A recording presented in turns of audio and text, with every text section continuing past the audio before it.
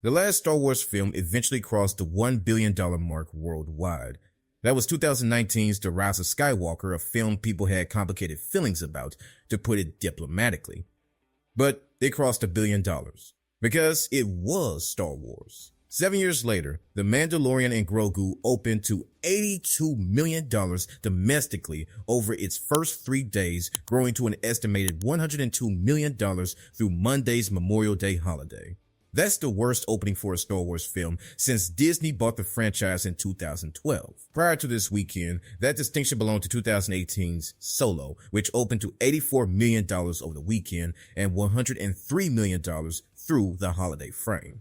Then came Weekend 2. Star Wars The Mandalorian and Grogu dropped around 70% in its second weekend, bringing in approximately $24 million for a third-place finish. It finished third behind two films that cost a combined roughly $11 million to make. One was directed by a 26-year-old who built much of his filmmaking career through YouTube. The other was directed by a 20-year-old who was still in high school when James Wan first reached out to him. Both beat Star Wars. Comfortably, this is one of the most instructive stories in recent Hollywood history.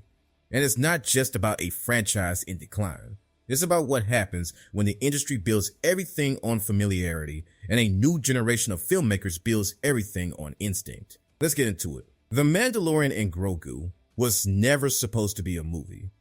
It was supposed to be a television season. Favreau had reportedly completed writing season 4 of The Mandalorian by early 2023, with pre-production quietly underway before the 2023 WGA and SAG-AFTRA strikes froze production.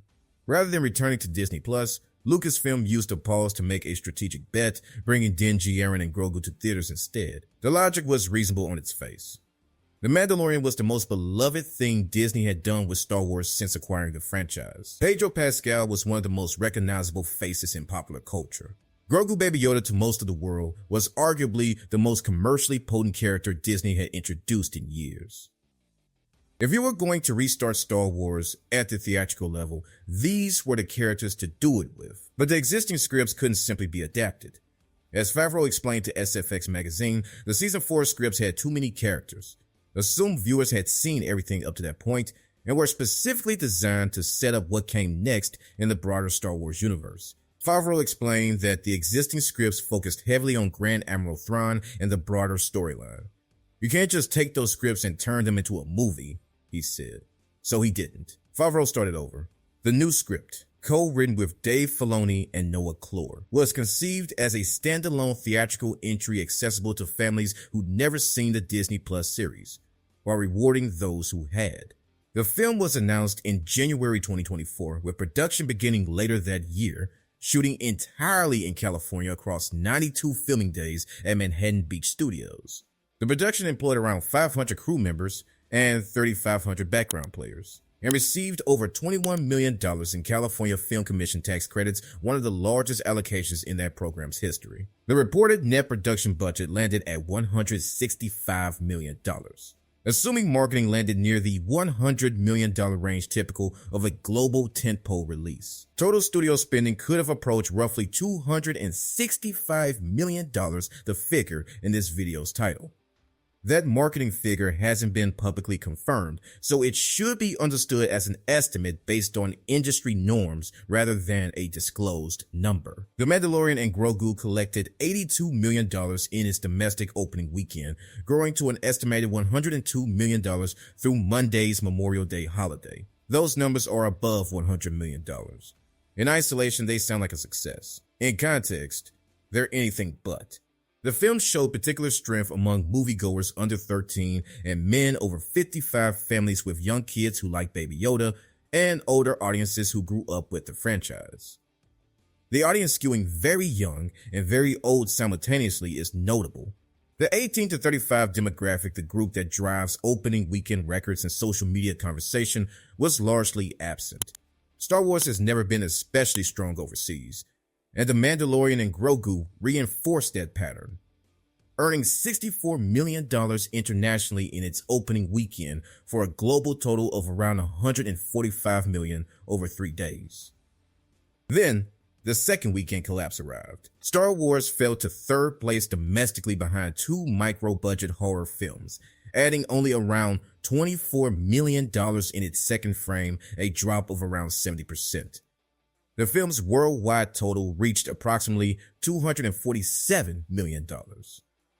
Against a production budget of $165 million and substantial marketing spend, the film almost certainly lost money at the theatrical level.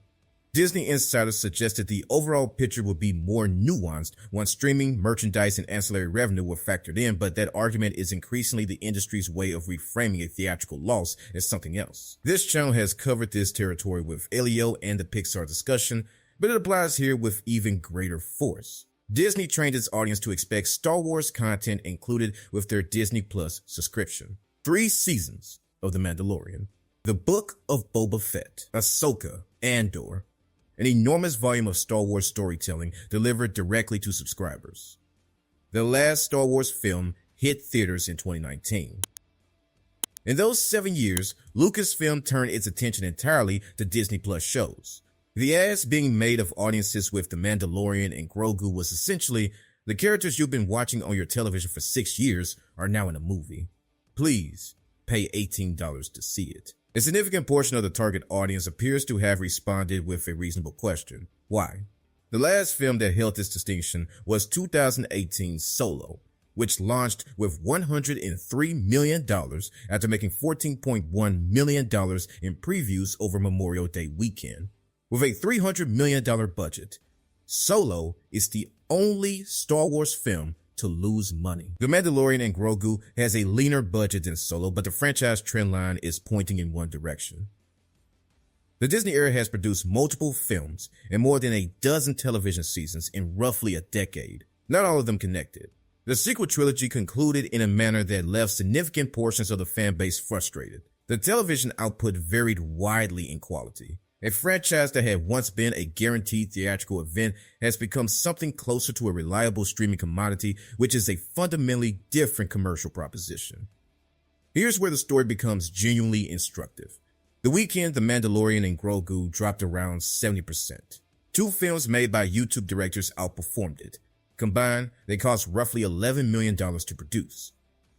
Obsession, directed by 26-year-old Curry Barker, was made for $750,000 and acquired by Focus Features for around $15 million after its premiere at the Toronto International Film Festival. It is tracking to be one of the rare modern wide releases to post second and third weekend increases, a feat not seen at this scale since at least the early 1980s, according to Focus Features. Its opening weekend was $17 million.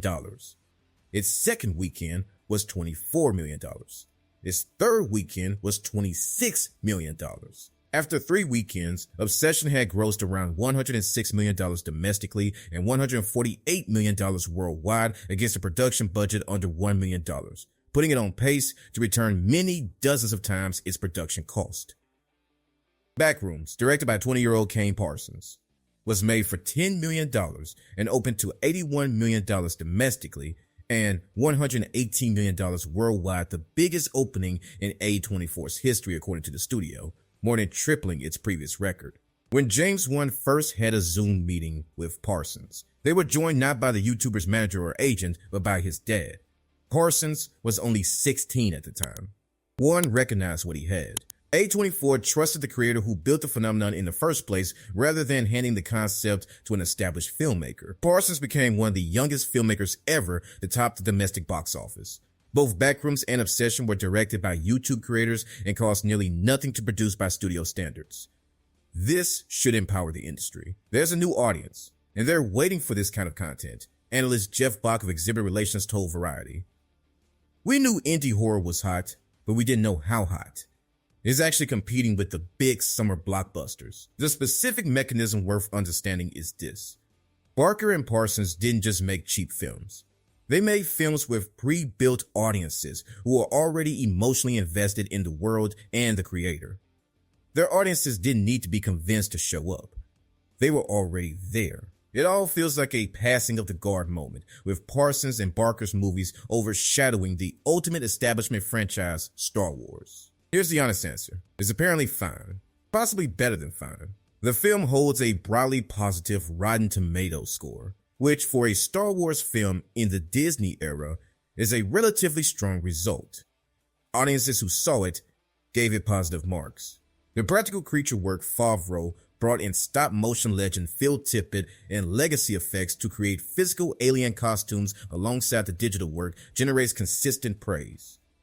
The father and son emotional through line that made the series work is present and apparently effective. What it isn't, by most accounts, is extraordinary.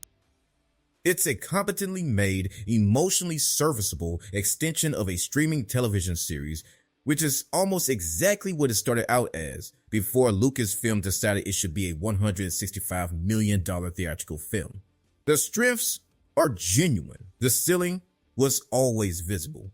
The roughly 70% second weekend drop is one of the clearest available measurements of audience enthusiasm. Release timing, competition, and front-loading all influence that figure, but a drop of that magnitude still signals that people who saw it weren't urgently sending others. In a theatrical landscape where word of mouth is the only tool a semi-original film has against the algorithmic convenience of streaming, that's not enough. The math for Memorial Day weekend 2026 should concern everyone in the studio system who greenlit a film at $165 million. A franchise film from one of Hollywood's most valuable properties lost its second weekend to two directors who hadn't existed in the mainstream 18 months earlier. The combined production budget of their films was around $11 million. One of them was still in high school when producers first called. Jason Blum described YouTube as a place to discover the next generation of filmmaking talent, a view that the summer of 2026 has done considerable work to validate. That's not a marketing line. It's an accurate observation about where genuine creative energy is accumulating and where an enormous pre-built audience already exists. The industry's response to that fact will say more about Hollywood's next decade than any single box office result. What do you think? Did you see The Mandalorian Grogu? And do you think Star Wars can still command the theatrical presence it once had, or has that moment passed? Let me know in the comments.